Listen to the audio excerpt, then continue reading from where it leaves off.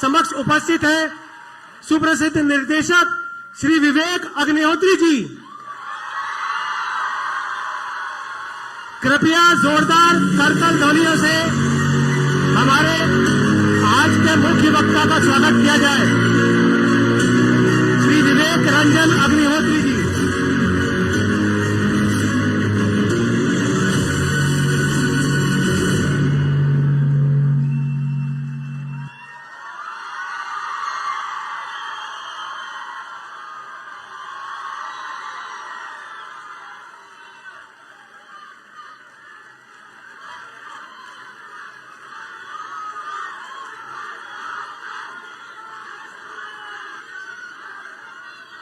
भारत माता की, भारत माता की, भारत माता की।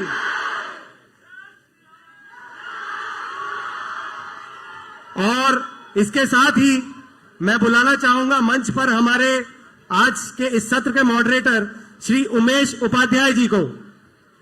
कृपया जोरदार करतल ध्वनियों से हमारे मॉडरेटर श्री उमेश उपाध्याय जी का स्वागत करें। अब मैं अनुरोध करना चाहता हूं हमारे आज के इस सत्र के मुख्य अतिथि श्री अनुपम चौकसे जी को कि वो कृपया मंच पर आएं और अपना स्थान ग्रहण करें। श्री अनुपम चौकसे जी।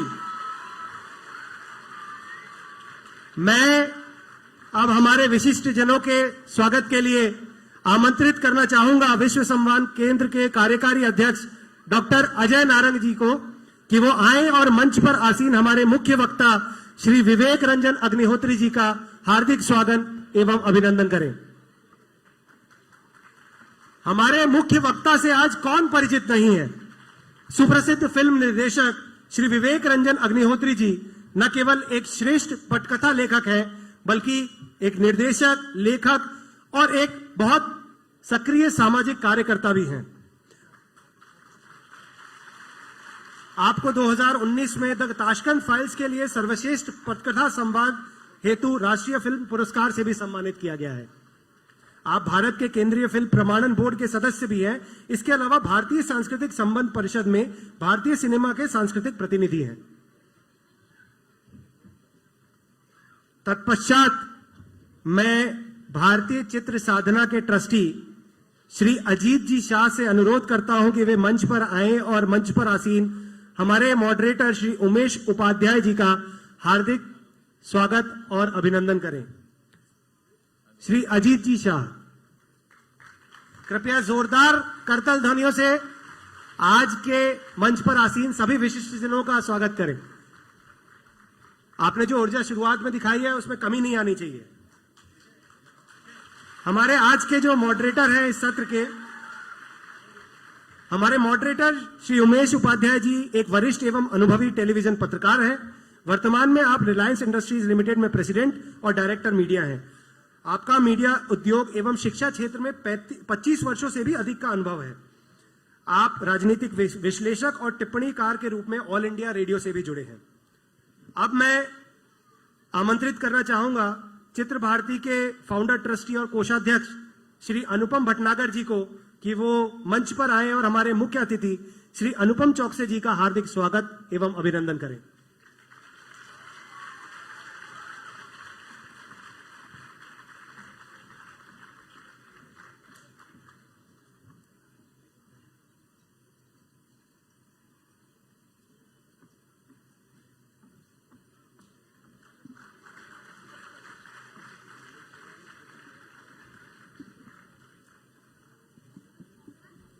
श्री अनुपम चौकसे जी एलएनसीटी ग्रुप ऑफ कॉलेजेस के सचिव हैं एवं एक अत्यंत ही ऊर्जावान एवं प्रेरणादायी रूप से आपने एलएनसीटी समूह को एक नई दिशा दी है एवं आपके कुशल मार्गदर्शन में आज एलएनसीटी समूह को तकनीकी शिक्षा में उत्कृष्टता के पर्याय के रूप में व्यापक रूप से मान्यता प्राप्त है।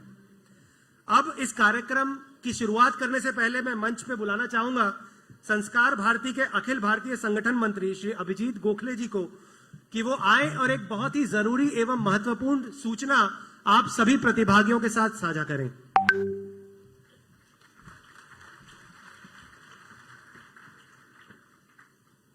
एक छोटा सा आज के सत्र के पहले एक छोटा सा अनावरण कार्यक्रम है। मुझे लगता है, मेरा सौभाग्य है कि और संस्कार भारती का भी कि इसका अनावरण सभी सम्माननीय विवेक जी उनके हाथों से होगा। हम जानते हैं कि हम स्वतंत्रता का अमृत महोत्सव मना रहे हैं और उसमें सिनेमा की जो भूमिका है स्वतंत्रता आंदोलन में, फाल्के जी के सिनेमा की शुरुआत से लेकर अब तक की यात्रा, इस यात्रा को हम एक सेमिनार के माध्यम से मुंबई विश्वविद्यालय के साथ सिने टॉकीज इस नाम से 13 और 14 मई को मुंबई में करने जा रहे हैं। इसके पोस्टर का अनावरण और उसका एक छोटा सा एवी हम यहाँ पर देखेंगे। तो बाकी हम दोनों यहाँ पर है तो उसकी जानकारी आप सभी को मिलेगी। मैं विवेक जी और उमेश जी और अनुपम जी सभी से अनुरोध करता हूं कि इस पोस्टर का कृपया वे अनावरण करें और इसी के साथ इस कार्यक्रम के जो संयोजक है अरुण शेखर जी और हमारे संस्कार भारती के अखिल भारतीय पदाधिकारी अनुपम भटनागर जी, उनको भी मैं मंच पर आमंत्रित करता हूं कि कृपया इस पोस्टर का अनावरण करें। सिने टॉकीज एक सिने जगत को लेकर एकेडमिक चर्चा है जिसमें स्वतंत्रता आंदोलन के सेनानियों का भी सम्मान होगा जो सिने जगत से जुड़े हुए थे।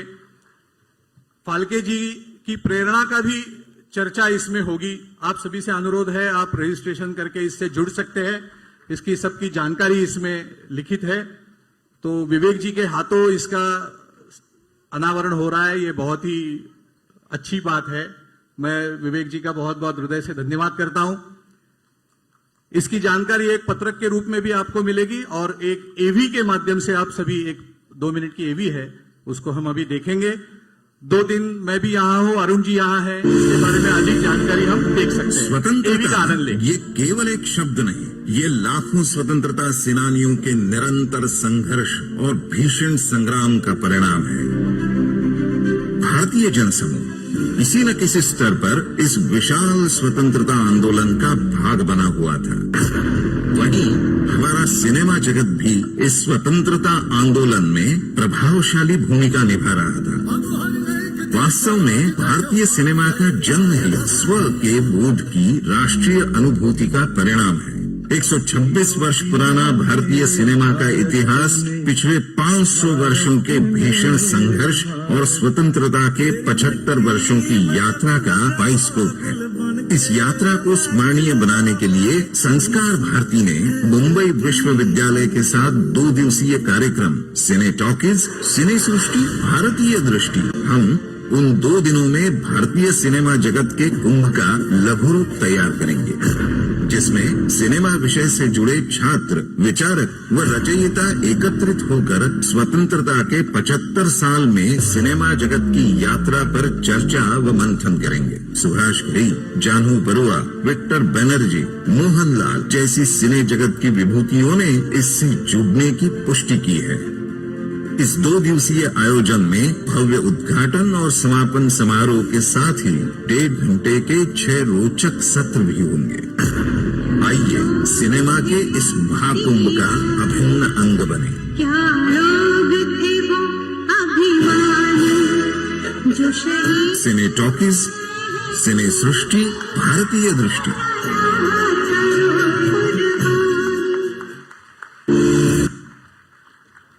बहुत बहुत धन्यवाद सभी का। सभी इस कार्यक्रम से अवश्य जुड़े। विवेक जी का भी मैं पुनः एक बार धन्यवाद करता हूं। नमस्कार। धन्यवाद भाई साहब। जैसा कि आज हम सबको विदित है कि हमारी इस मास्टर क्लास के द्वितीय सत्र का जो विषय है वह है पटकथा लेखन यानी स्क्रीन प्ले राइटिंग। और अब इस सत्र को अविलंब प्रारंभ करने के लिए मैं हमारे मॉडरेटर श्री उमेश उपाध्याय जी से सविनय अनुरोध करता हूं कि वे आगे का कार्यक्रम का संचालन करें। उमेश जी।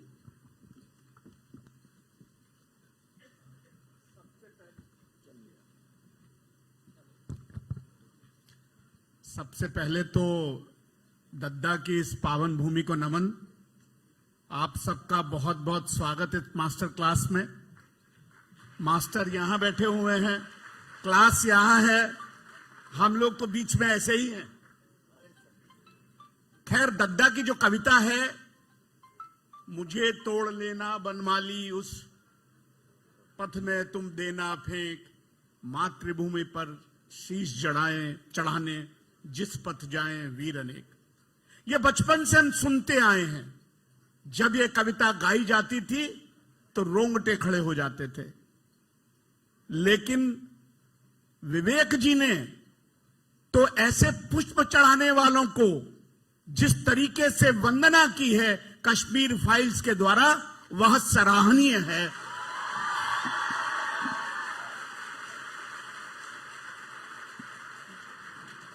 एक नया प्रतिमान कायम किया है। एक और चूंकि आप सब विद्यार्थी हैं, मीडिया में जाने वाले हैं, फिल्म में जाने वाले हैं, न सिर्फ जिसको बोलते हैं कोई वैकल्पिक सिनेमा नहीं तैयार किया, मेन सिनेमा की छाती पर जाकर मूंग दली है।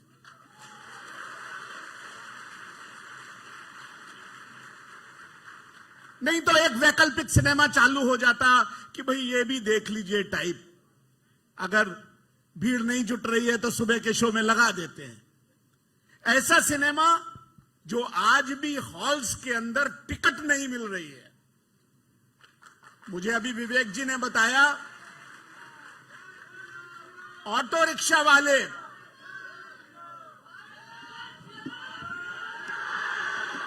देखिए, ये नारा लगाने का समय आएगा। अभी आपको शिल्प सीखना है, शिल्प सीख के फिर नारा लगाने की आवश्यकता नहीं पड़ेगी। लोग नारा लगाएंगे। आप सिनेमा हॉल में जाकर देखिए। मैं जब पहले शुक्रवार को फिल्म रिलीज हुई देखने गया, सामान्य जन के रूप में, फिल्म जब समाप्त हुई, बड़े कांटे की समाप्ति है उस फिल्म की। पहले 1 मिनट तक खामोशी रही हॉल के अंदर। अचानक से एक लड़का खड़ा हुआ, 24-25 साल का, जो मेरे पीछे सीट पर खड़ा होता बैठा था। मैं देखना चाहता था कि रिएक्शन क्या होगा। विवेक जी वो खड़ा हुआ और फिर उसने कहा बहुत धीमे से, और मैं दिल्ली के एक संभ्रांत इलाके में पिक्चर देखने गया था, एम्बियंस मॉल में, वसंत कुंज के अंदर, जहां मध्यम वर्ग और उच्च मध्यम वर्ग के लोग आते हैं, पैसा देख के 1000 रुपए का टिकट देख के वो फिल्म देखने आते हैं। मुझे कल्पना नहीं थी कि ऐसा होगा। वो युवक खड़ा हुआ, उसने बोला भारत माता की जय, और उसके बाद सारा हॉल खड़ा हो गया, महिलाएं खड़ी हो गई, पुरुष खड़े हो गए, बच्चे खड़े हो गए, और उन्होंने उस शांति को, अचानक से जो कोलाहल मन में था, दशकों से जो मन में कोलाहल था, वह विवेक जी आप बाहर लेकर आ गए अपनी कृति के माध्यम से। ये तो मैंने देखे, मौका मिला था। विवेक जी जब बोलना शुरू होंगे तो मुझे मौका नहीं मिलेगा, तो मैंने सोचा पहले ही बोल लूं। तो सवाल तो करूंगा, लेकिन सबसे कठिन सवाल सबसे पहले, आपने अपनी पत्नी को डायरेक्ट करने की हिम्मत दिखाई। यह कैसे दिखाया आपने? पल्लवी जी को, मतलब हम लोग तो डायरेक्ट होते हैं अपने घरों के अंदर, इनमें बहुत सारे अविवाहित होंगे, पर वैसे अविवाहित होने के बाद भी आप डायरेक्ट तो हो ही सकते हैं किसी से। आजकल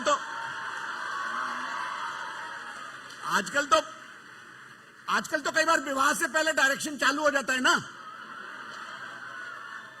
तो ये सवाल, और मैं सवाल गंभीर इसलिए कह रहा हूं कि उस फिल्म के अंदर सबसे सशक्त अभिनय की जो भूमिका है और सबसे कठिन जो चरित्र था, वो आपने पल्लवी जी को दिया।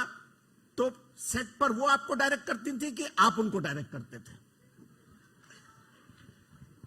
धन्यवाद आने, आपने पहली बॉल जो है वो इन स्विंगर कर दी और मैं सोच रहा हूं क्या करूं मैं। पल्लवी जी नहीं है यहां पर अभी। हाँ। आप बोल सकते हैं। तो ऐसा है कि निजी जीवन में तो आपको काफी डायरेक्ट किया ही जाता है, तो एक कई सालों का गुबार था। तो मैंने कहा अच्छा सबके सामने ऐसा, तो लो अब देखो। लेकिन ईमानदारी से वो एक बहुत ही कठिन रोल था और वो इतना, उसमें इतनी थिन लाइन थी कि थोड़ा सा भी लगता और थोड़ा सा कम होता तो भी गलत लगता। और जैसा कि जिसको आप लोग बॉलीवुड बोलते हैं, जिससे मेरा कोई लेना देना नहीं है,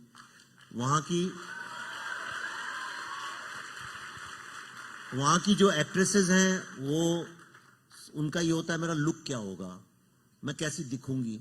तो मैं ऐसे किसी व्यक्ति को नहीं कास्ट करना चाहता था जो लुक और दिख, ये है कि मैं क्या कैरेक्टर है, मैं क्या करूंगी। और पल्लवी बहुत काबिल एक्ट्रेस हैं, तो इसलिए उनका चयन हो गया।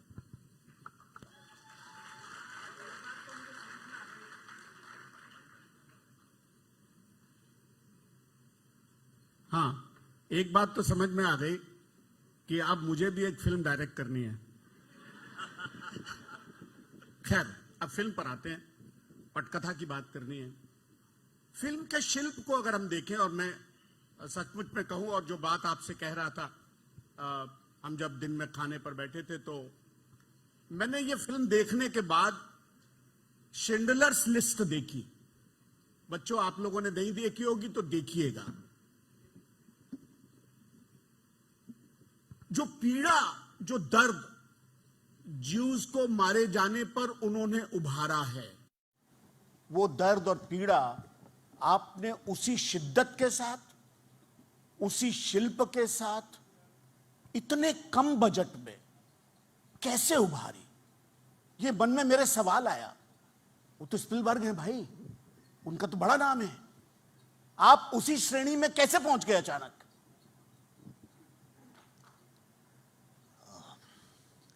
आपने इतनी विश्व की सबसे महान फिल्म से जोड़ दिया तो थोड़ा मैं एक सांस लेके सोच रहा हूं। मेरा ऐसा विचार है कि श्रद्धा, सेवा और श्रद्धांजलि, इन तीन चीजों का पैसे से कोई लेना देना नहीं है। हमने श्रद्धा को और श्रद्धांजलि, इन दोनों चीजों को एक स्पेक्टिकल बना दिया है। श्रद्धांजलि देनी है अगर माता पिता को, तो हम उसको बहुत ग्रैंड लोगों को बुलाते हैं, दूर दूर जाते हैं, पैसा खर्च करते हैं। श्रद्धा भी दिखाने के हमने तरीके, ईश्वर पे अगर आपकी आस्था है, श्रद्धा दिखाना चाहते हैं, तो उसका भी हमने ऐसा एक बना लिया कि कितना बड़ा, कितनी बड़ी सभा, हर चीज को हमने बड़ा बड़ा बड़ा, और उसका मूल्यांकन उसी से करना शुरू किया। मैं भी यही करता था, ऐसा नहीं है मैं नहीं करता था। लेकिन पिछले, जब से मैंने ये बॉलीवुड नामक जगह से रिजाइन किया मेंटली, और मैंने कहा मेरा इससे कोई लेना देना नहीं, और मैं भारत के भ्रमण पे निकला और मैं बहुत घूमा। मेरी पहली किताब अर्बन एक्सेल एक्चुअली ट्रेवलॉग है, वो जगह जगह शहरों में जाके जो मैंने समझा सीखा उसके ऊपर। तो मैंने ये देखा कि जो सेवा का कॉन्सेप्ट भारत में है, भारतीय सभ्यता में है, वो कॉन्सेप्ट विश्व में और कहीं नहीं है। हमारे श्रद्धा, माँ बाप की श्रद्धा, अपने घर, अपने जमीन की श्रद्धा, अपने सोसाइटी की श्रद्धा, ईश्वरों की श्रद्धा, और जो हमारे जो सेवा भाव है, वो विश्व में इसलिए कहीं नहीं है कि भारत की माँ को देखिए आप, माताओं को, जिसको तोड़ाते हैं कि अरे भारत में तो गृहिणियां हैं, इनको तो आपने चेन बांध के घर में गुलाम बना दिया है। ये बड़ा गलत दृष्टिकोण है। आपने इतनी विश्व की सबसे महान फिल्म से जोड़ दिया तो थोड़ा मैं एक सांस लेके सोच रहा हूं। मेरा ऐसा विचार है कि श्रद्धा, सेवा और श्रद्धांजलि, इन तीन चीजों का पैसे से कोई लेना देना नहीं है। हमने श्रद्धा को और श्रद्धांजलि, इन दोनों चीजों को एक स्पेक्टिकल बना दिया है। श्रद्धांजलि देनी है अगर माता पिता को, तो हम उसको बहुत ग्रैंड लोगों को बुलाते हैं, दूर दूर जाते हैं, पैसा खर्च करते हैं। श्रद्धा भी दिखाने के हमने तरीके, ईश्वर पे अगर आपकी आस्था है, श्रद्धा दिखाना चाहते हैं, तो उसका भी हमने ऐसा एक बना लिया कि कितना बड़ा, कितनी बड़ी सभा, हर चीज को हमने बड़ा बड़ा बड़ा, और उसका मूल्यांकन उसी से करना शुरू किया। मैं भी यही करता था, ऐसा नहीं है मैं नहीं करता था। लेकिन पिछले, जब से मैंने ये बॉलीवुड नामक जगह से रिजाइन किया मेंटली, और मैंने कहा मेरा इससे कोई लेना देना नहीं। और मैं भारत के भ्रमण पे निकला और मैं बहुत घूमा। मेरी पहली किताब अर्बन एक्सेल एक्चुअली ट्रेवलॉग है, वो जगह जगह शहरों में जाके जो मैंने समझा सीखा उसके ऊपर। तो मैंने ये देखा कि जो सेवा का कॉन्सेप्ट भारत में है, भारतीय सभ्यता में है, वो कॉन्सेप्ट विश्व में और कहीं नहीं है। हमारे श्रद्धा, माँ बाप की श्रद्धा, अपने घर, अपने जमीन की श्रद्धा, अपने सोसाइटी की श्रद्धा, ईश्वरों की श्रद्धा, और जो हमारे जो सेवा भाव है वो विश्व में इसलिए कहीं नहीं है कि भारत की माँ को देखिए आप, माताओं को, जिसको तोड़ाते हैं कि अरे भारत में तो गृहिणियां हैं, इनको तो आपने चेन बांध के घर में गुलाम बना दिया है। ये बड़ा गलत दृष्टिकोण है।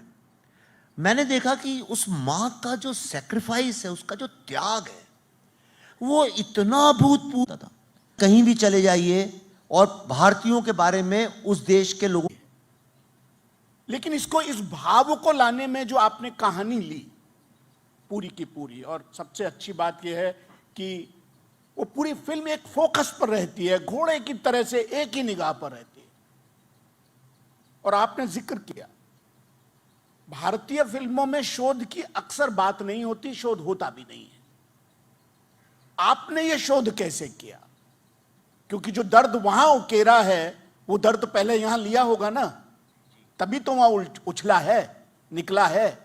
तो वो आपने कैसे लिया? आपने क्या पढ़ा? आप क्या गए, इंटरव्यू लिया? As a new film makers they should know कि अरे ऐसे नहीं कि कमरे में बैठ के कहानी लिखी जाती है। तो ये कमरे की कहानी तो है नहीं, और ये साहित्य से तो विलुप्त थी। पत्रकार, हमारे जैसे पत्रकार तो लेकर नहीं आए इसको बाहर। हमारे और भी भाई लोग यहां पत्रकार बैठे हुए हैं कि इतने दशकों में तो बाहर नहीं आई, इकोसिस्टम जैसा था। आप उसको कैसे लेकर आए बाहर?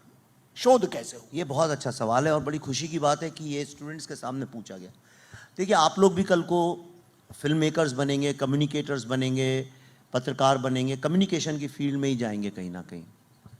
तो मैं आपको ये बताता हूँ कि मैंने जब बम्बई में चालू किया था काम, तो जो मेरा पहला प्रोजेक्ट था उसके लिए मैंने कहा कि भाई इसमें रिसर्च के लिए कितना टाइम है। तो उन्होंने बोला रिसर्च क्या होता है? रिसर्च क्या है? कुछ नहीं होता रिसर्च।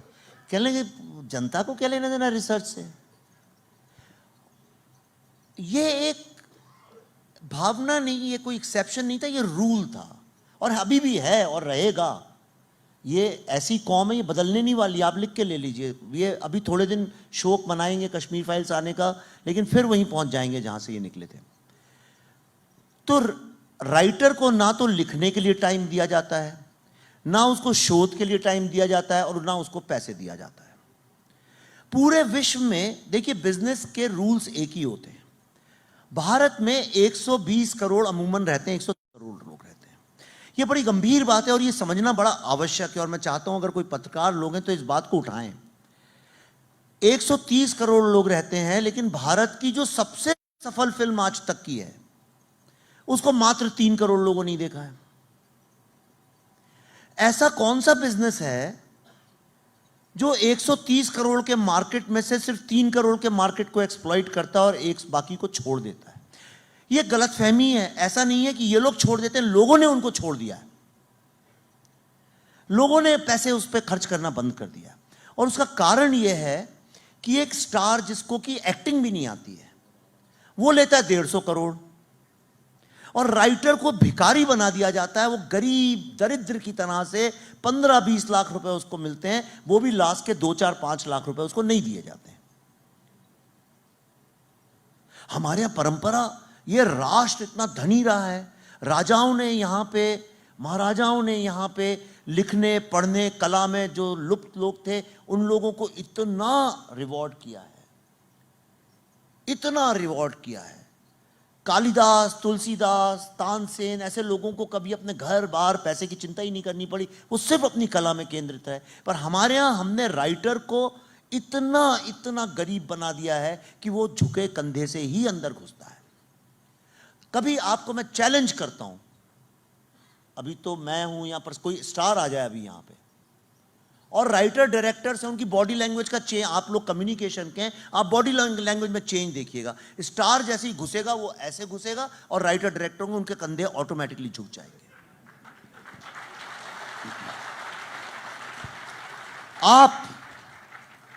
आप एक नैतिक और मौलिक करप्शन की हद देखिए। फिल्मों के जब फिल्म बन जाती है तो उसके प्रमोशन के लिए एक लॉन्च प्रोग्राम होता है, क्या बोलते हैं, मैं अब तो भूल ही गया हूँ उसे, उनकी भाषा सारी कुछ होता है, यानी उसमें सब खड़े होते हैं, डायरेक्टर, राइटर, ये एक्टर, सारे के सारे जर्नलिस्ट लोग आते हैं और उनको बताया जाता है हमारी फिल्म ये हुआ है। अब आप प्रीमियर नहीं, जो लॉन्च यानी first teaser, first look launch जो होता है, पहला टीजर प्रोमो जो दिखाते हैं, अब आप उसको आज जब घर जाएं तो यूट्यूब में जाके पुराने जरा कुछ देखिए, किसी बड़े स्टार के या मीडियम साइज स्टार के भी, आप देखेंगे कि कोई भी कैमरा राइटर या डायरेक्टर पे नहीं मिलेगा आपको। मैंने तो ये तक देखा है, डायरेक्टर और स्टार साथ में खड़े होकर उनकी फोटो खींची जाती है, पर अगले दिन जब प्रेस में छपती है तो सिर्फ स्टार की रह जाती है, डायरेक्टर की काट दी जाती है।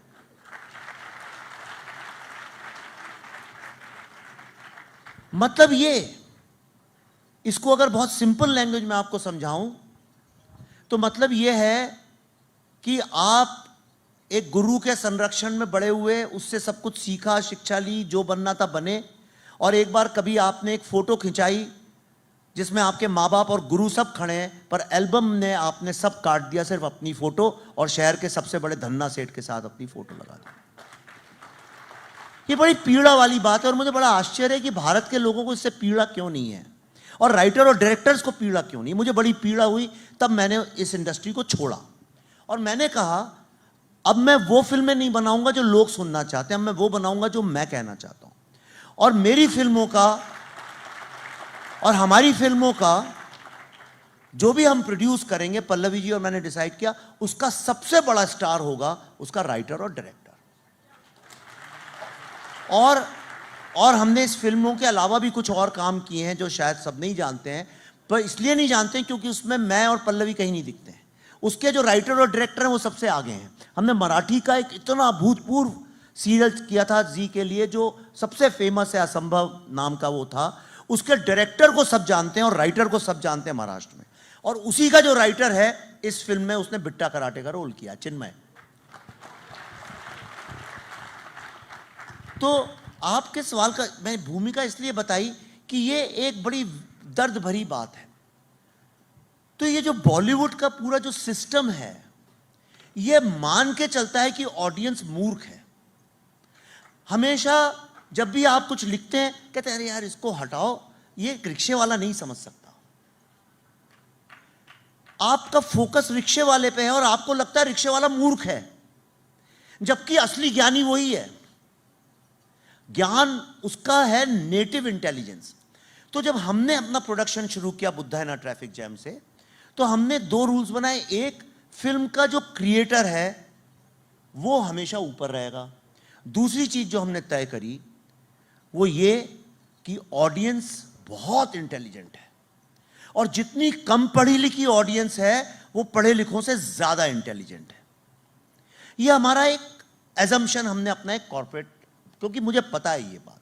नेटिव इंटेलिजेंस, पढ़ी लिखी इंटेलिजेंस के साथ क्या है कि वो मैनिपुलेट करती है और मैनिपुलेट होती भी है। उसको दो किताबें पढ़ा दो तो उसको लगता है यही सही है। वो सारी जिंदगी एक झूठ पे बहस कर सकता है पढ़ा लिखा इंटेलिजेंट आदमी।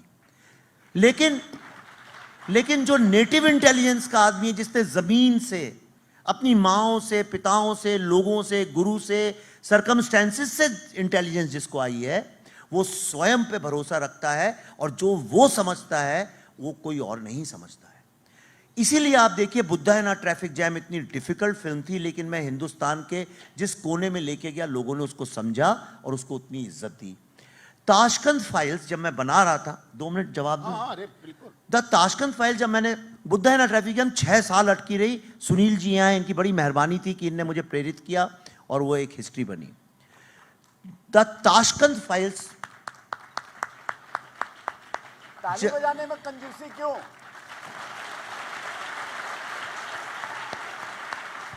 लगना चाहिए ना।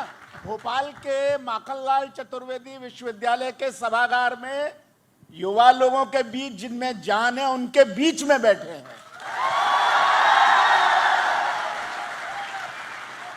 जब हमने ताशकंद फाइल्स बनाने का सोचा तो सब ने यूनिवर्सली 100 में से 100 फिल्म इंडस्ट्री से जुड़े लोगों ने, बाकी लोगों ने भी, सबने ये बोला, लाल बहादुर शास्त्री को कौन जानता है? आप किसी से भी पूछ लीजिए सड़क पे, आप चलिए, मेरे को तो चैलेंज करते थे, एक युवा बता दे कि लाल बहादुर शास्त्री कौन थे, क्या थे, दूसरे नंबर के थे, तीसरे नंबर के थे। भाई अब शास्त्री जी का गुनाह था ये कि वो गुलाब का फूल लगा के अचकन अचकन पहन के नहीं स्मार्ट लगते थे, वो सीधे साधे आदमी थे।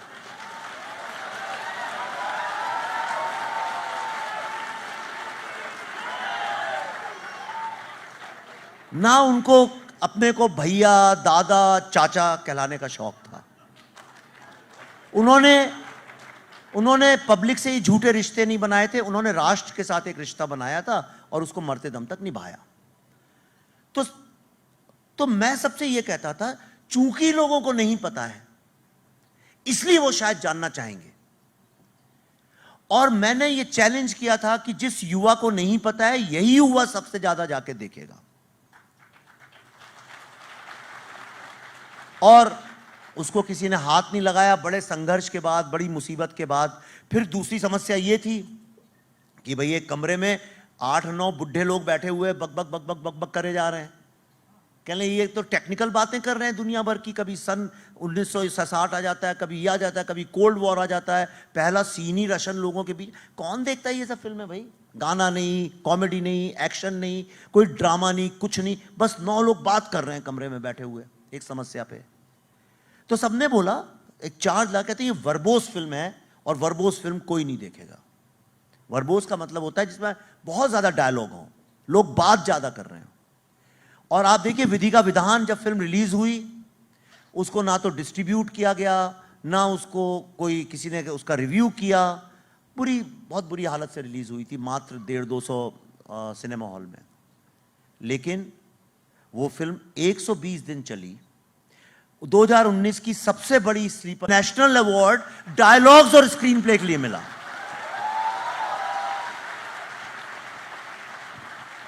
और यही हाल द कश्मीर फाइल्स का हुआ। एक आम बात की, अरे करोगे तो मरोगे, ये सब दुनिया भर का। तो हमने ये समझा कि कश्मीर जो है, इसके बारे में जो भी आज भारत में या विश्व में लोग जानते हैं, वो एक पॉलिटिकल और मीडिया के एंगल से जानते हैं। लोग कश्मीर जाते नहीं हैं, जाते भी हैं तो शिकारा में घूम के आ जाते हैं, रहते तो नहीं है वहां पे। जैसे दिल्ली गए, 2 महीने छुट्टी पे रह लिए तो कुछ समझ गए।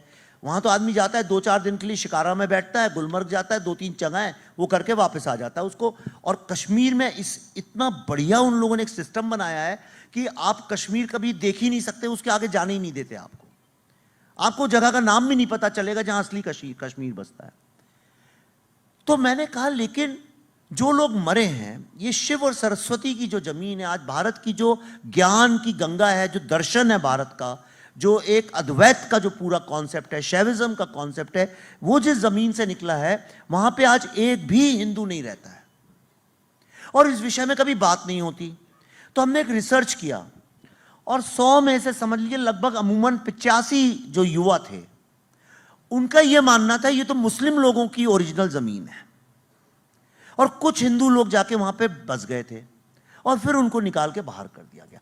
आज भी इकोनॉमिस्ट वर्ल्ड की नंबर 1 मैगजीन है। Because a Muslim land generation victim का मतलब कि सुनी सुनाई बातें नहीं, आपके पिता का कत्ल होलोकॉस्ट में जो टेस्ट 60 साल में, उसी वक्त एक्चुअली 30 साल पहले भारत सरकारों को करना चाहिए था, वो काम हमने शुरू किया। हमने पूरे विश्व में फैले 700 से ज्यादा फर्स्ट जनरेशन विक्टिम्स को इंटरव्यू किया। फिर वो इंटरव्यू करने के बाद उन सब के लंबे लंबे थे, 5-1 हजार घंटे का हमारे पास टोटल टेस्टिमोनियल्स हैं। उसमें जो सारी कॉमन कहानियां थी उनको निकाला, उसके बाद फिर हमने जो कश्मीरी सभ्यता, हिंदू मुस्लिम दोनों, जो उसके विद्वान हैं, उनको दिया। हमने कहा जरा इसमें बताइए अब क्या क्या है। फिर जगमोहन जी जो वहाँ लेफ्टिनेंट गवर्नर थे, उनने एक बड़ी अच्छी किताब लिखी है। और कमाल की बात देखिए, जब मैंने उनको फ़ोन किया, बड़े अस्वस्थ थे, उसके कुछ दिन बाद ही उनकी मृत्यु भी हुई। तो मैंने कहा कि आपकी किताब इस्तेमाल कर सकते हैं, तो उनके परिवार, उनने बोला, फिर बाद में परिवार उन्होंने बोला देखिए भारतीय परंपरा में नॉलेज, ज्ञान पे कोई कॉपीराइट नहीं होता, आप जो चाहें जैसे चाहें इस्तेमाल करिए। ये एक बहुत महान आत्मा ही ये काम कर सकती है। और हमने जब सारा सब कुछ करने के बाद जो चीज कोई दुनिया की ताकत, हिंदू या मुस्लिम या जीव या बुद्ध, सबको जो कोई भी चैलेंज नहीं कर सकता, जो सब कहते थे ये अटूट सत्य है, सिर्फ उन्हीं कहानियों को, उन्हीं चीजों को लेके फिल्म के अंदर डाला।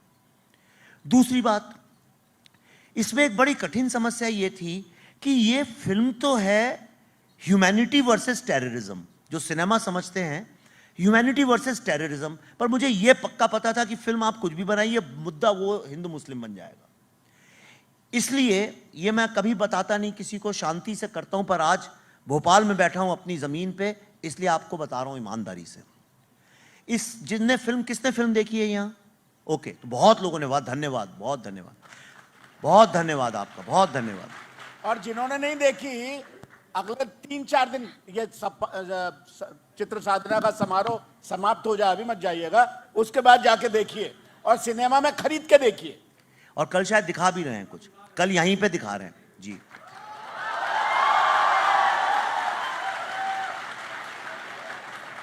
फिर भी खरीद के देखना चाहिए एक बार वो तो करना और देखना दिखाना भी चाहिए, टिकट खरीद के और दिखाना। तो हुआ क्या, तो उसका तो मैंने कहा कि ये तो देखिए, मैं कश्मीर में रहा नहीं हूं, पिछले 30 साल का जो कश्मीर है उसमें मैं रहा नहीं हूं। वहां की क्या चेतना है, क्या कॉन्शियसनेस है, क्या शिकायत है, ये तो वही कोई लड़का या लड़की बता सकता है जो 1990 के बाद वहां जन्मा है, वो क्या सोचता है इस विषय में।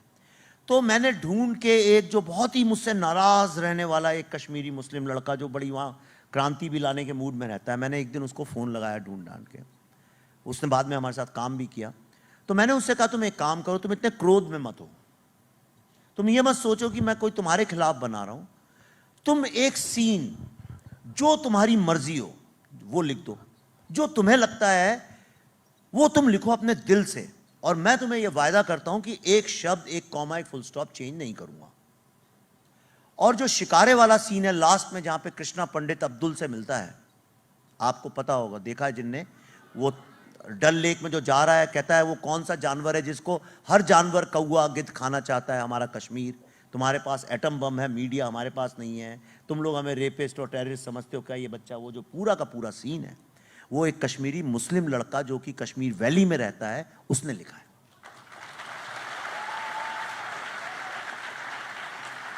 अब दूसरी इसमें समस्या, मैं बातें आपको इसलिए बता रहा हूं कि निडरता सिर्फ आतंकवाद के खिलाफ फिल्म बनाने में नहीं होती है, बल्कि निडरता इस प्रोसेस में भी इन्वॉल्व होती है। फिर अब समस्या ये खड़ी हुई कि उसके लिए जो हमने एक्टर लिया था, वो लड़का बंबई का था। तो मैंने कहा ये लड़का कुछ भी होगा, कहीं ना कहीं ये कन्विक्शन से इस बात को नहीं बोल पाएगा। तो फिर मैंने फोन लगाया, मैंने कहा भाई देखो, तुम्हारे एक्टर तो है नहीं, पर कोई एक लड़का अगर ये डायलॉग बोलने के लिए तैयार हो तो तुम मुझे बताओ। तो वो लड़का भी जो डायलॉग बोल रहा है, वो कश्मीर में ही रहता है, वैली में, वहीं का है, और उसने वो काम किया है। वो छोटा बच्चा भी वहीं से लिया है हमने, ये तीनों चीजें वहीं से ली। उनकी सिर्फ एक रिक्वेस्ट थी, हमारा नाम मत डालिएगा, क्योंकि वो भी जानते हैं अगर उनका नाम सामने आएगा तो उन पे क्या बीतेगी। इस ईमानदारी से ये फिल्म बनाई गई। तीसरी आपको एक बात बताना चाहता हूं, संवेदनशीलता। कई लोग ये आरोप लगा देते हैं कि अरे भाई इसमें नुआंसेस नहीं है। कहां से लाऊं मैं नुआंसेस? अगर गोलियां बरसा रहे हो आप 50 लोगों पे, तो मैं कहां से नुआंस क्रिएट करूं? ये कहानी मैंने तो नहीं लिखी है, ये कहानी तो आतंकवादियों ने लिखी है, ये तो रिलीजियस फैनेटिसिज्म ने लिखी है। मैंने तो नहीं जाके आटे के वो चावल का खून किसी को खिलवाया था, मैंने तो नहीं लाइन से खड़े होकर 35 सिखों को मारा था गोली से, मैंने तो नहीं इन लोगों को मारा था, मैंने तो नहीं बुद्धिस्ट प्रतिमाओं का तोड़ा था। आपने ही जब नुआंस नहीं रखा जीवन में और सोसाइटी में, तो मैं कहां से नुआंस लाऊं? फिर भी मैंने और पल्लवी ने तय किया कि हम अपनी तरफ से संवेदनशीलता से बनाएंगे। तो जो आखिरी सीन है फिल्म का, उसमें उनके साथ जो हुआ था, 20-25 लोगों ने गैंग रेप किया था, और आज भी सबकी मुझसे, ये जहां जाता हूं यही शिकायत करते हैं कश्मीरी लोग, कश्मीरी हिंदू लोग, कि आपने वो क्यों नहीं दिखाया गैंग रेप। मेरी हिम्मत नहीं हुई, मैं नहीं चाहता था कि कोई भी बच्चा इस दुनिया में वो देखे, इसलिए हमने उसको एक सिंबॉलिक तरह से नुआंस तरीके से चित्रार्थ किया कि बस एक छोटा सा वो किया कि लोग समझ जाए। मैं नहीं चाहता हूं इतनी बर्बरता भरे, इतनी क्रूरता विश्व में कोई भी अपनी आंखों से देख सके। हो गया मारो, ठीक है। लोगों को लेकिन यह समझाना जरूरी था कि जब आतंकवाद को कोई शह देता है तो इंसानियत का कत्ल कैसे होता है। और वही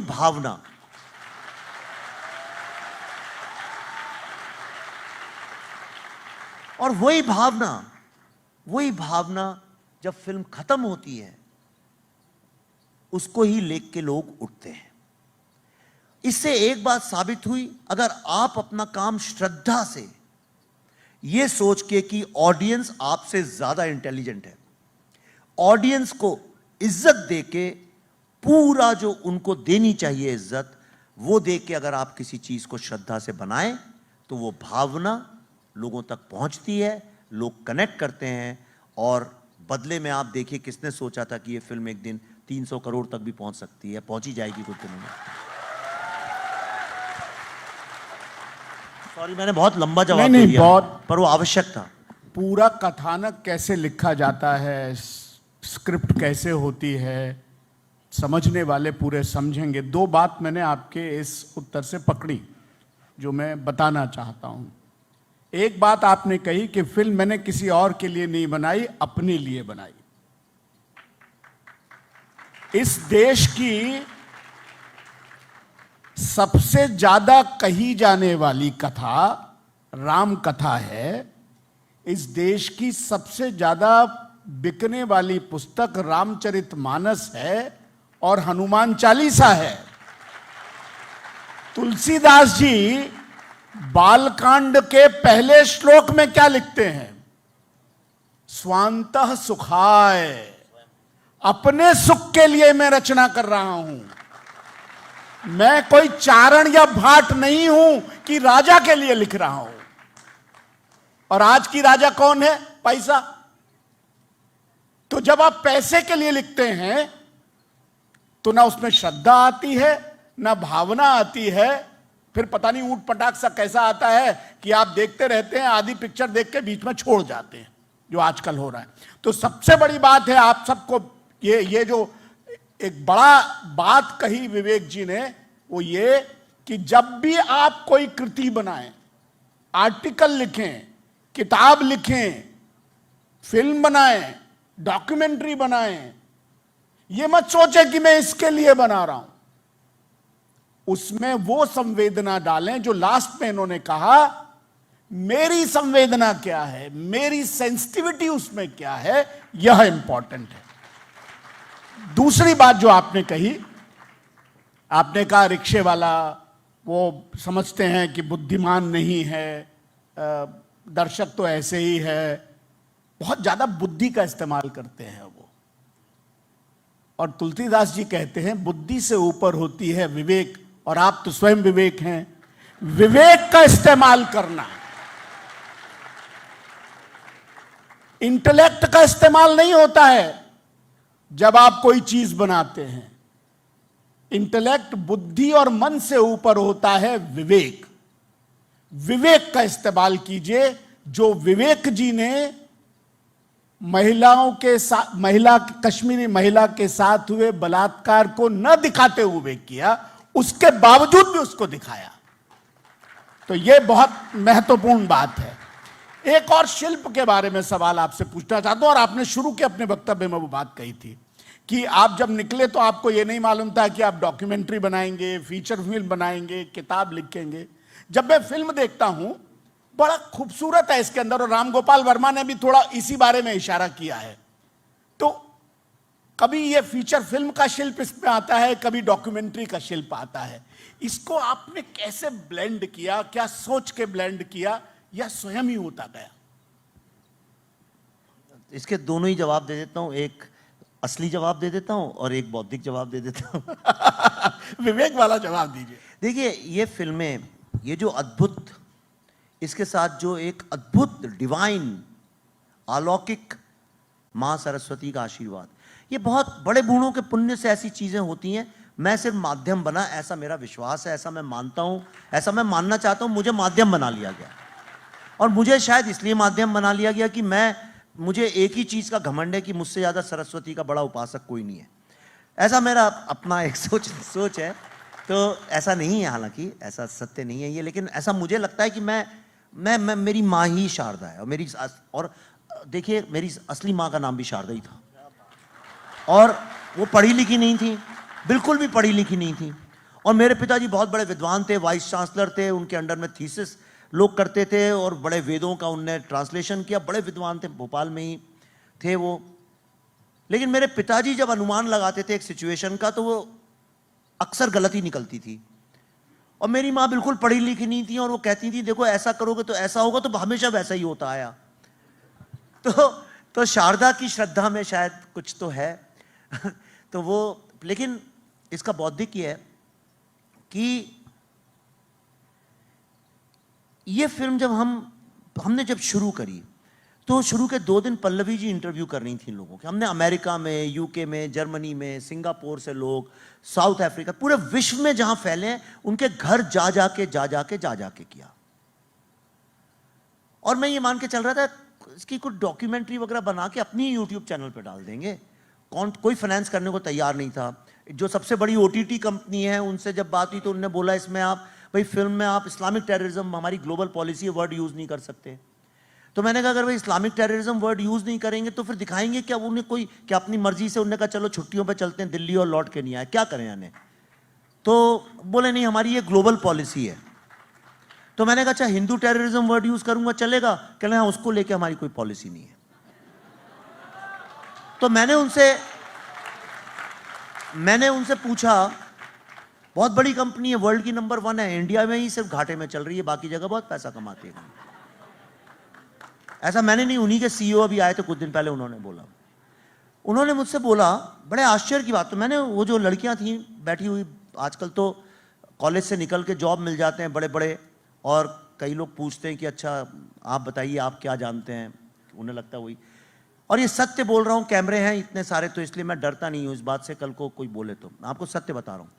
मैंने एग्जैक्टली उनसे ये पूछा, मैंने कहा एक बात बताइए, अगर आप जर्मनी में कोई होलोकॉस्ट की फिल्म बना रहा है, आपकी कंपनी तो जर्मनी में भी है, होलोकॉस्ट पे फिल्म बना रहा है, तो आप कहेंगे कि नाजी के बारे में बात नहीं करो, नाजी शब्द का इस्तेमाल मत करो, जर्मन वर्ड का समझिए गैंगरेप हुआ है। तो वो मैं पल्लवी वो सारे ह्यूमन बच्चों के कत्ल के, घर के परेशानियों के पल्लवी जी कर रही थी। और मैंने सोचा था जो वहाँ का जो लिटरेचर है, पॉलिटिक्स है, एडमिनिस्ट्रेशन है, पुलिस वाले जो DGPs वगैरह हैं, अपने बकाया साहब जो डिविजनल कमिश्नर थे, जिसके ऊपर मिठुन चक्रवर्ती का रोल है पूरा, उनके मैं करूँगा।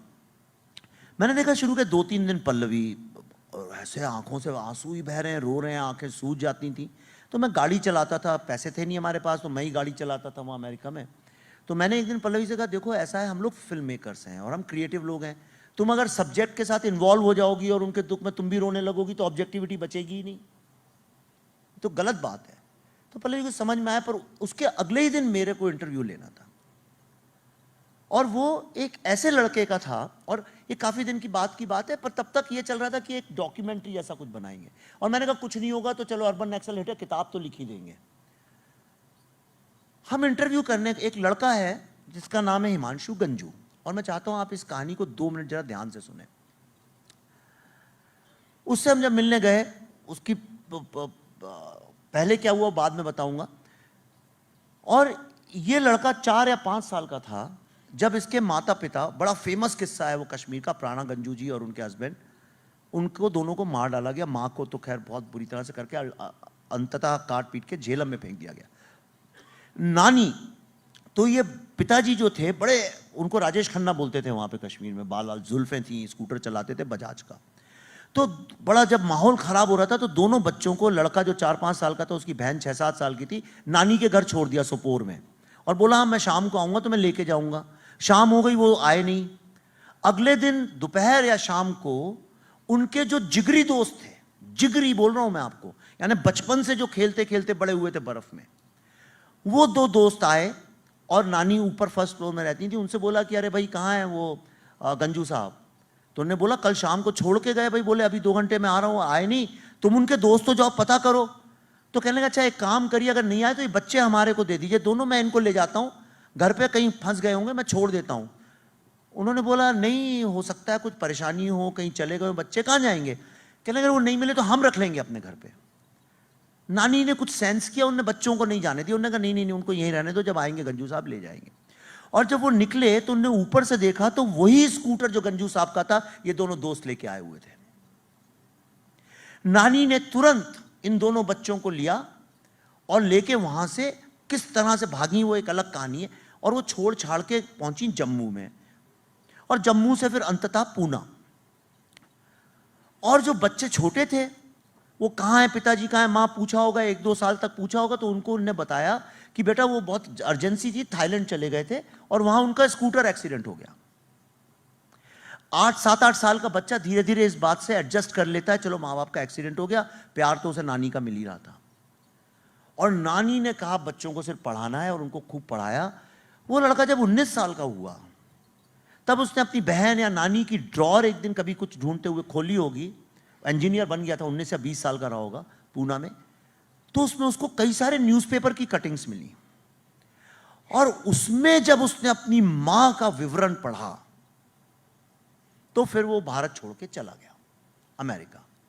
ढूंढ ढांड के मैंने शिकागो में उसको ढूंढा, कहां से, बड़ी मुश्किल से, कोई नहीं जानता था वो कहां है। 3 घंटे में शिकागो से ड्राइव करके बर्फ में गाड़ी यूं यूं फिसलते हुए हम पहुंचे, 10-20 मील की स्पीड पे चला चला के।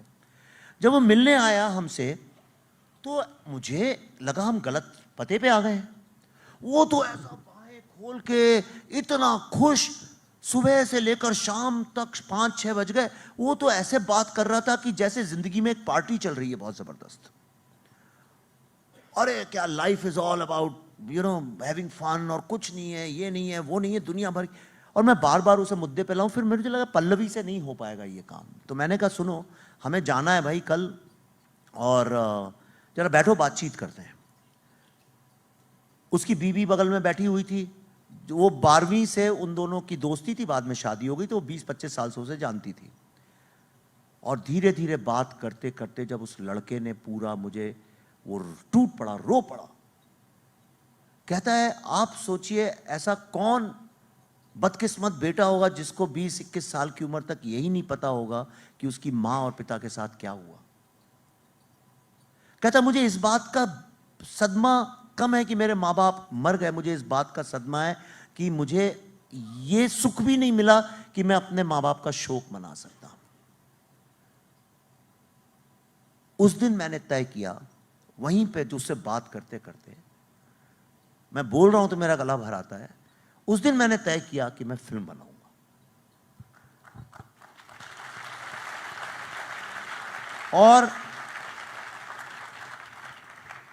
और मैं जो कृष्णा अर्जुन की तरह मैं भी भटक रहा था कि क्या करूंगा, ये क्या सही है क्या गलत। इतने साल की झूठी शिक्षा, झूठा कहानियां सुन के मेरे भी था कि हाँ ये बोल तो रहे हैं पर शायद ये पूरा सत्य ना हो, कोई एक दूसरा साइड भी हो सकता है कहानी का। उस वक्त वहीं बैठे बैठे मैंने तय किया कि ये कहानी तो अर्जुन की है पर इसको कृष्णा बनना है। और इसीलिए आप देखिए फिल्म के आखिर में जो डायलॉग है, जब वो बिट्टा से मिलने जाता है तो बिट्टा जब बाहर निकलता है तो कहता है तुम्हारा नाम कृष्णा है पर तुम दिखते अर्जुन जैसे हो। इस फिल्म का जो हीरो है वो हिमांशु गंजू की कहानी से प्रेरित है। इसमें जो भी कहानी है, एक एक शॉट, एक एक शब्द भी मेरे नहीं है, ये सब बोले गए हैं। पल्लवी जोशी जी के कैरेक्टर का एक एक शब्द स्वतंत्र भारत में भारत सरकार के द्वारा फंडेड यूनिवर्सिटीज में बोला गया है। उसके वीडियो सारे यूट्यूब पे हैं। बिट्टा कराटे को जितने भी उसके डायलॉग्स हैं, वो डायलॉग्स उसको youth icon of the year का अवार्ड जब भारत की सबसे बड़ी न्यूज चैनल ने दिया था, वहां पे उसने बोले हैं। ये फिल्म हमारे लिए फिर फिल्म नहीं रही, ये हमारे लिए हिमांशु और गिरिजा जी जैसी कई माँओं और बेटों की कहानियों को पूरे विश्व के सामने लाने का एक मिशन बन गया। लंबा प्लान है। फिर मैंने सोचा कि कितने हिंदुओं का जेनोसाइड हुआ है और किसी को पता नहीं, मुझ जैसे वेदों वेदों के विद्वान के बेटे तक को यह नहीं पता कि हिंदुओं के साथ क्या हुआ। तब हमने और पल्लवी ने इसको मिशन बनाया और आज ही सुबह हम एक जेनोसाइड म्यूजियम बनाना चाहते थे। आज सुबह ही मैंने शिवराज सिंह चौहान से प्रेस कॉन्फ्रेंस में ही बोला कि मैं मध्य प्रदेश का हूं, मैं कहीं और नहीं जाऊंगा, हमें आपसे एक पैसा नहीं चाहिए, लेकिन एक जेनोसाइड म्यूजियम के लिए एक जगह हमें आप निर्धारित कर दिए। उनने वहीं पे उसी वक्त उन्होंने वहीं पे सारे प्रेस के सामने बोला ये यहीं बनेगा। 10 मिनट बाद उनके ऑफिस से फोन आया कि आपको कहां कैसे क्या करना है अभी बताते हैं। भोपाल शहर में जेनोसाइड विश्व का पहला म्यूजियम बनेगा,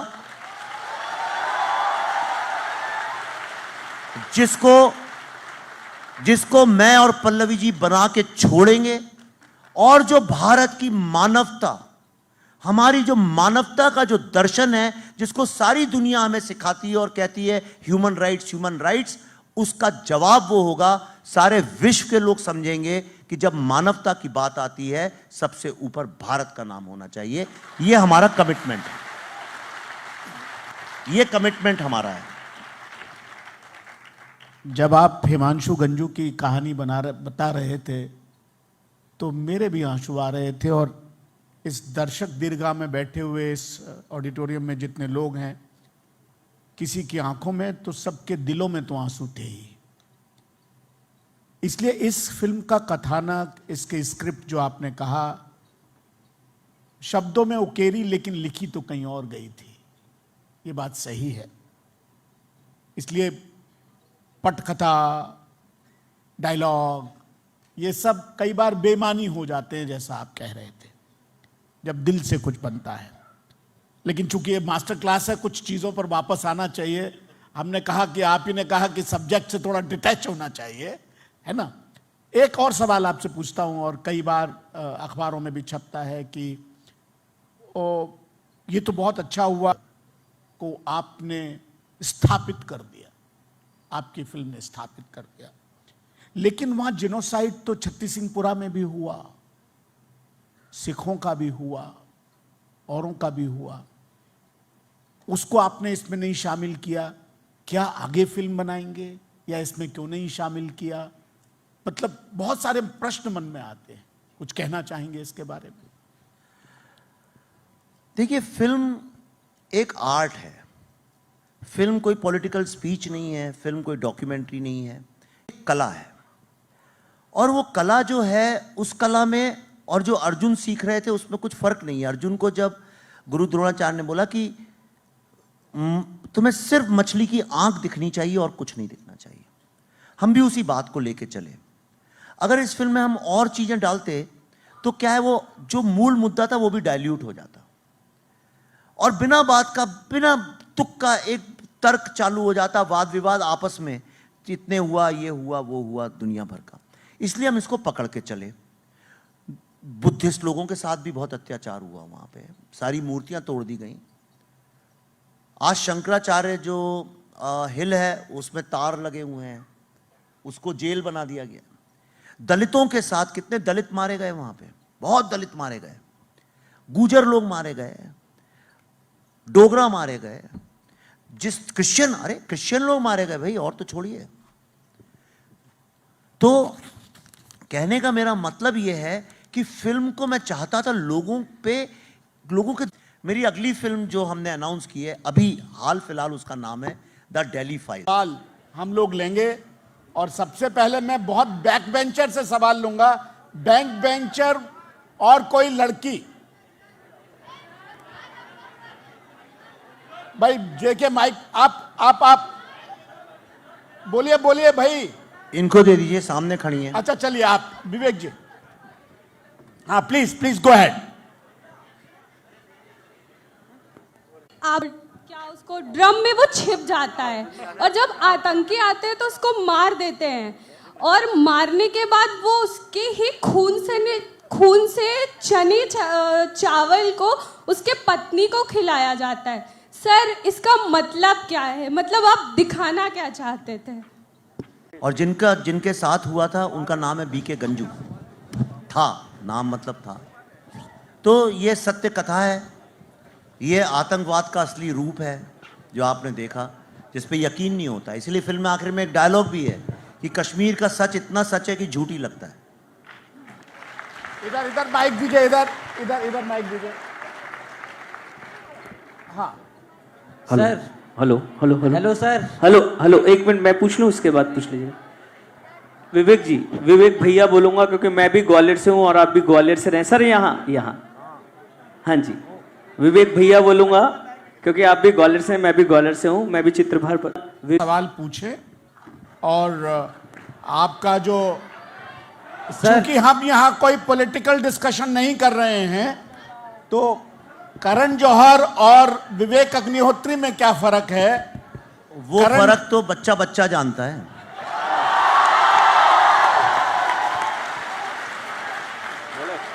सर, विवेक जी, मैं ऐसा है, हेलो, हेलो। करण जौहर हैं, विवेक अग्निहोत्री हैं।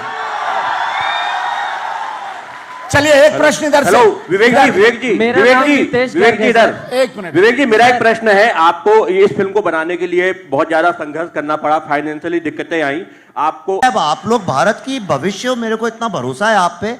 आप सिर्फ भारत की फाइलें क्यों, विश्व की फाइलें खोलना आगे चल के। सर चलिए, मेरा माइक- नाम नितेश गर्ग है। उधर माइक दीजिए, उधर। सर यहाँ देखिए पे ऐसा, रुकिए सर, रुकिए। छात्रों को भी अवसर दिया जाए सर। सब छात्र ही बोल रहे हैं, छात्र और छात्र। सर। नहीं बैठिए, आप बैठिए। सबसे पहले सर, हम सभी पल्लवी मैम को मिस कर रहे हैं। हम सर विश्वविद्यालय के छात्र हैं। सर मैं आपसे, आपने कहा सर पॉलिटिकल डिस्कशन नहीं हो सकता है, लेकिन इंटेलेक्चुअल डिस्कशन हो सकता है। हेलो। आज जो ये पीढ़ी इस ऑडिटोरियम में बैठी है सर, आपका भी ये संघर्ष 11 साल 12 साल का रहा जब आपने पहली किताब लिखी। आज यहाँ इस बैठे ऑडिटोरियम में सर, आप हम युवाओं को कैसे ये संदेश देंगे कि हम भी अपने लक्ष्य के लिए इसी तरह अड़े रहें? मैं सर इस पिक्चर के बारे में बात अभी इसलिए नहीं कर बस रहा हुआ, क्योंकि आपका महीने प्रश्न बात हुआ, है। कैसे आपका अड़े प्रश्न रहें? हुआ। ठीक। मैं बहुत एक ही बात आपसे बोलूंगा, ये भावना की बात है। किसी को आप ये नहीं सिखा सकते अपनी माँ की कितनी श्रद्धा करो। मेरे को भारतीय सभ्यता पे बहुत गर्व है, बहुत श्रद्धा है, इसलिए मैंने अपना जीवन समर्पण किया है। आप में है, आप भी करें, मैं सबसे यही बोलूंगा। चलिए आप सर नमस्कार सर। ऐसे मेरा एक महत्वपूर्ण सवाल है। रुकिए रुकिए रुकिए सर, एक मिनट। रुकिए, मैं संचालक हूं, मुझे तय करने दीजिए। और ये एक दूसरे को माइक नहीं दें प्लीज, ये ठीक नहीं है। हम रुकिए, मैंने उनको कहा है वो प्रश्न पूछेंगे, जी सर। सभी से अनुरोध है, कृपया कार्यक्रम की गरिमा का सम्मान करें, बारी बारी से करें, ऐसी असुविधाजनक स्थिति ना निर्मित हो। हम सभी मेरा सवाल है सर। नमस्कार, मेरा नाम शुभम शुक्ला है और मैं MSc electronic media second year का छात्र हूं। मैं ट्विटर में भी आपको बहुत बारीकी से फॉलो करता हूं, तो मैं एक थोड़ी सी भूमिका बनाने के साथ आपसे सवाल पूछना चाहूंगा। और भूमिका यह है कि मैं ट्विटर पर देखता हूं कि एक जो जमात है वो लगातार आपसे ट्विटर पर टैग करके भी, और यहाँ भी आपसे ये सवाल पूछा गया कि जो आप कमाई कर रहे हैं या जो आपकी फिल्म कमा रही है, सवाल तो फिल्म जो आपकी कमा रही है तो क्या इसको आप पुनर्वास के लिए देंगे? तो मैं इसका एक थोड़ा सा जवाब सर जवाब दे रहा हूं, इसका जवाब सर पूछिए। प्रश्न सर प्रश्न ही है। एक सेकंड। तो मैं ये बोलना चाहता हूं सर कि ये काम प्रशासन का है।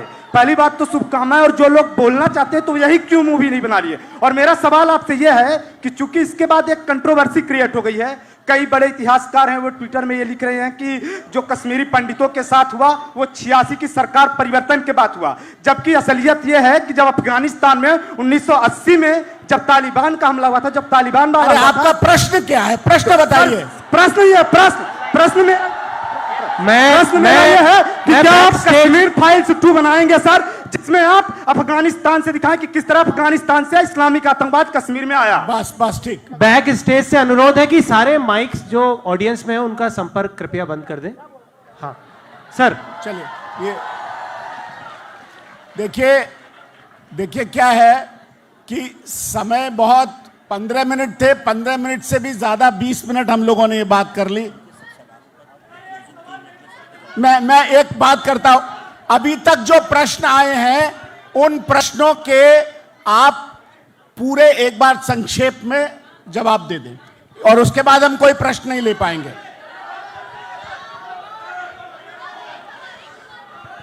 सभी प्रतिभागियों से मैं पुनः दोहराता हूं, कार्यक्रम की एक गरिमा होती है। आप सभी यहां पे आए हैं, आज पहला दिन है, द्वितीय मास्टर क्लास है। हमारे समक्ष विवेक रंजन अग्निहोत्री जी अपना बहुमूल्य समय साझा कर रहे हैं। कृपया कार्यक्रम की गरिमा का सम्मान करें। नहीं, एक काम करते हैं, आप अगर मुझे थोड़ा सा भी प्यार करते हो तो मेरी बात सुनिए। 3 लोग एक एक लाइन में आप सवाल पूछ लीजिए, मैं सबके जवाब दे दूंगा। वो बहन जी, वो अपना ये लड़का टाई में, और एक भाई साहब दाढ़ी वाले, वो पूछे। बस 3 लोग, और यहाँ से सिर्फ सवाल पूछना, टीका टिप्पणी नहीं।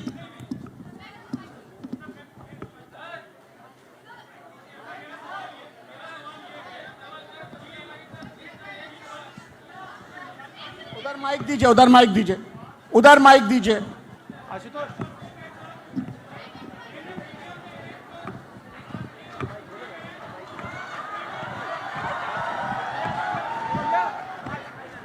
मुझे लगता है मुझे ऐसा लगता है आप जो 3 लोग हैं ना, इनके प्रश्नों के जवाब हम देंगे, क्योंकि आपके पास माइक नहीं पहुंच पा रहा। अकेले में दे देते हैं, चलिए। अकेले में दे देंगे आपके प्रश्न। सर आप ऐसे ही बोल दीजिए। चलिए सर, कल मीडिया में मैंने आपके प्रति एक स्टेटमेंट सुना, उस स्टेटमेंट के अकॉर्डिंग मैं बात करना चाहूंगा। माननीय मुख्यमंत्री केजरीवाल जी ने आप पे कमेंट किया कि अगर आपको फिल्म फ्री करना है तो आप YouTube पे डाल दीजिए। तो आप उनके लिए क्या संदेश देना चाहेंगे? और हम भी फिल्म मेकर हैं, अगर हमें भी ऐसा कुछ करना है तो हम किस तरीके से आगे उसको प्रोडक्टिव बनाएंगे? आप भी प्रश्न पूछ लीजिए अपना, बस प्रश्न पूछ लीजिए, और कहीं नहीं। 1 और ये 2, बस, इसके बाद नहीं।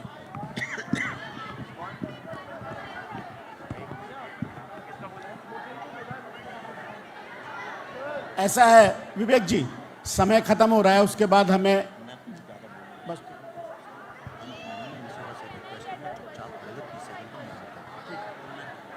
चलिए आप बोलिए, यहीं से बोलिए, सवाल पूछिए।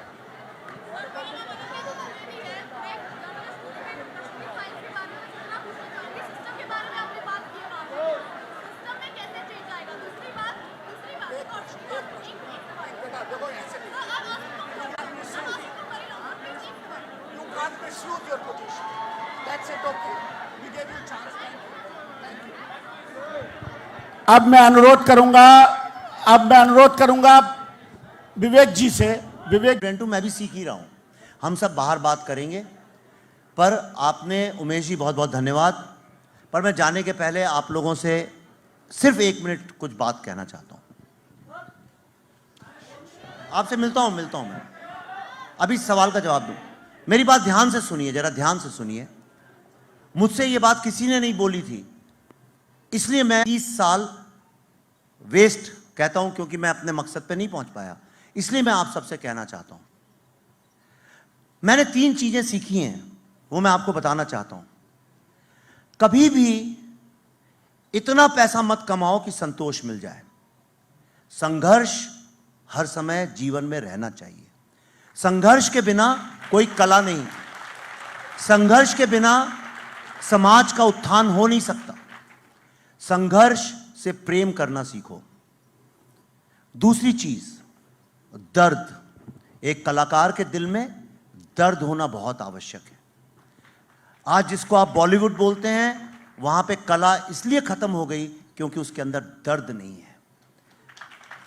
कई लोग मुझसे इतनी नफरत क्यों करते हैं, बॉलीवुड वाले ही मुझसे पूछते हैं, तो मैं उनको हमेशा एक बात बताता हूं कि जब कोविड में पूरे हिंदुस्तान के middle class, lower middle class के लोग घरों में बंद थे, गर्मी, मई का महीना था, जून का महीना था, मच्छर काट रहे थे, पंखे चल रहे थे, सब त्रस्त थे, उस वक्त वो लोग अपने नाच गाने के वीडियो डाल रहे थे, मॉलडीव्स में बिकनी की फोटोज डाल रहे थे। और कहीं ना कहीं ये जो दर्द है आपका लोगों को लेके, मैंने इस फिल्म से ये सीखा है। और वो 2, मैंने बाकी डायलॉग तो नहीं लिखे थे, पर 2 डायलॉग जरूर मैंने बड़े दिल से लिखे थे। एक, टूटे हुए लोग बोलते नहीं, उन्हें सुना जाता है। और ये टूटे हुए लोगों को सुनने की शुरुआत सबसे पहले अपने माँ बाप से करो और फिर अपने राष्ट्र से करो।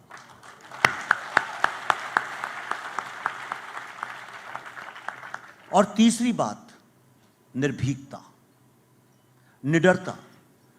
बच्चा जो पैदा होता, आप जब छोटे थे, आप जब बच्चे थे, आप किसी भी अंधेरे कमरे में घुस जाते थे, आप कहीं भी डरते नहीं थे, कहीं से भी कूद जाते थे, किसी भी चीज में हाथ डाल देते थे, क्योंकि आप निर्भीक थे, आपको डर नहीं लगता था, आपको सत्य बोलने से डर नहीं लगता था। आप किसी के भी सामने अपने पिताजी के बोल देते थे कि ये झूठ बोल रहे हैं।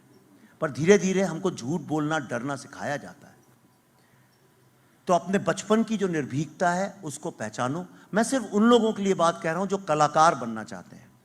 संघर्ष, वेदना और निडरता, ये 3 ऐसी चीजें हैं जो आपको कलाकार बनने के लिए सामर्थ्य करेंगी।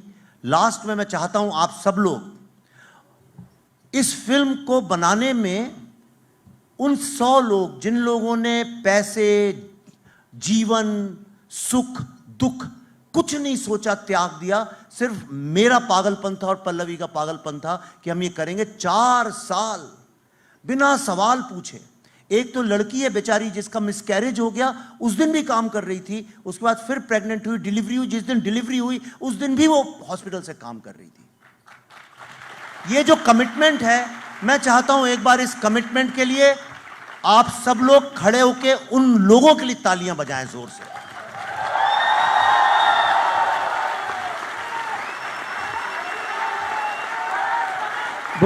बहुत बहुत धन्यवाद विवेक जी। और अंत में एक सेकंड,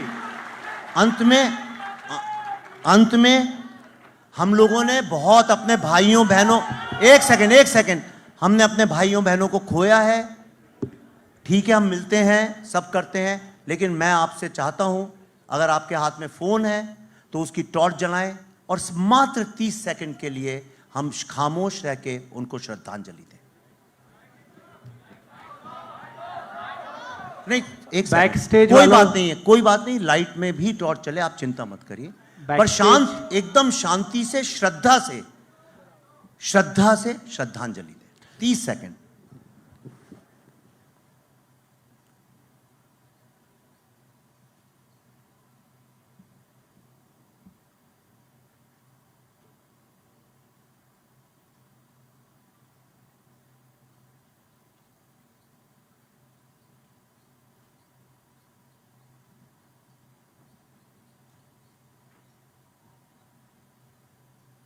आपका बहुत बहुत धन्यवाद।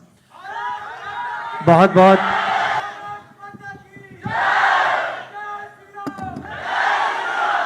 बहुत बहुत धन्यवाद विवेक जी, बहुत बहुत धन्यवाद उमेश जी, बहुत बहुत धन्यवाद अनुपम जी कि आपने अपना बहुमूल्य समय हम सबके साथ साझा किया। और मैं आशान्वित हूं कि आज जो ऊर्जा का संचरण हमारे युवाओं में चेतना का पुनर्जागरण करने में सहायक सिद्ध होगा। अंत में एक बार मैं सभी प्रतिभागियों से आग्रह करता हूं कि जब तक हमारा जो वरिष्ठगण है वो मंच से प्रस्थान नहीं कर लेते, आप लोग अपनी जगह पे बने रहे। बहुत बहुत धन्यवाद आप सभी को।